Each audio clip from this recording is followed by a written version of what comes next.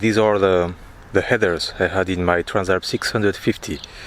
As you can see, they are severely dented everywhere after dozens of thousands of kilometers of doing very hard off-road and several travels to Morocco and other places with very hard and rocky trails. It's in pretty bad condition, but yeah, still working. And back in the day, what we did is we just flush the catalysator. Now you can see it has been repaired at some point. I don't know who did this repair, but all of the cut and the welding of this plate was done by a friend.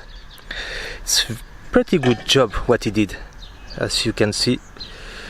So now it's open, it's cracked, it's too much abuse, I guess.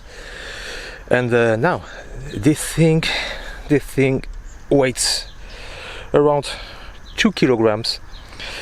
I don't remember the exact weight of the full header with the box. I think it was somewhere around 6 kilograms or maybe a little bit more.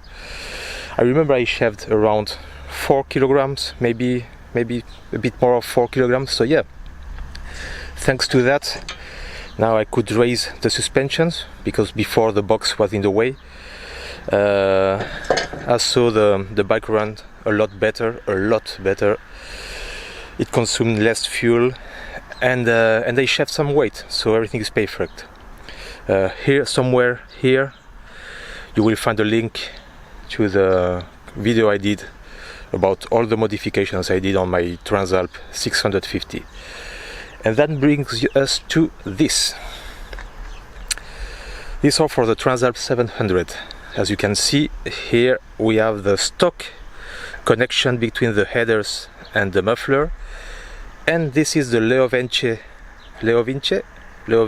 version without catalysator. It's pretty good quality.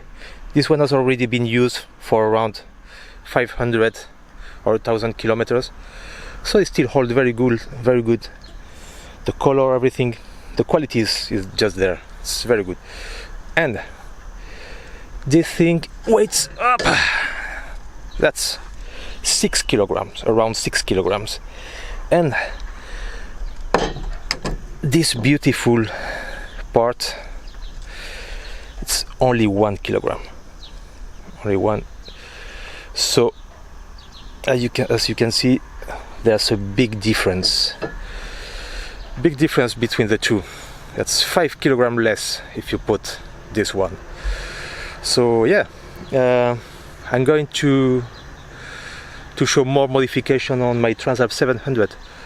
So I will explain which, apart from the weight and now having the ability to raise the suspension, because prior to that this is in the way. You cannot raise the rear suspension, or at least you cannot raise it very much unless you just cut it. And the difference between the 650 and this one is that this is a real catalysator. That means it's more complicated to do the same as I did in this one. You cannot just cut. Inside it's a bit more complicated. In this one, inside there was just a kind of beehive. It wasn't really a catalysator, I don't know the name. It's made to burn the rest of the fuel or anything that went to the exhaust, so you have some cleaner emissions, but this is a real catalysator.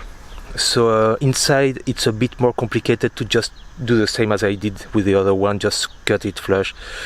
And also this is not that expensive and it's very good quality. I think it will last a long time, or at least I hope so. Before we continue, this is the perfect moment to bump the like button.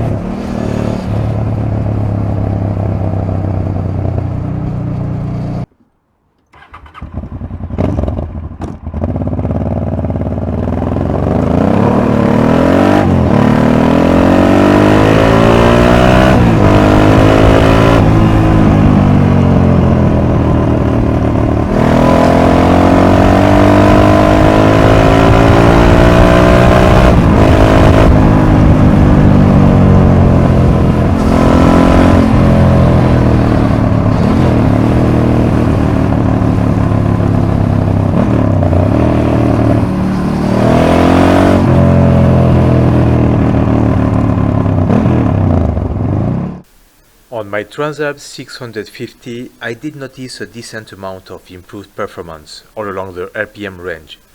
Also a bit less fuel consumption, less weight, and the ability to raise the rear suspension, which is not possible with the cat in place. Now, on the TRANSALP 700, my impression is that the increase in performance is even more noticeable at low and medium RPM. At high RPM, I haven't noticed any difference with or without the cat. Also keep in mind that at the moment I have a 16 teeth front sprocket. With the stock 15 teeth, the improvement must be even more noticeable. It's very nice to have a better response in low and medium RPM for off-road or everyday use.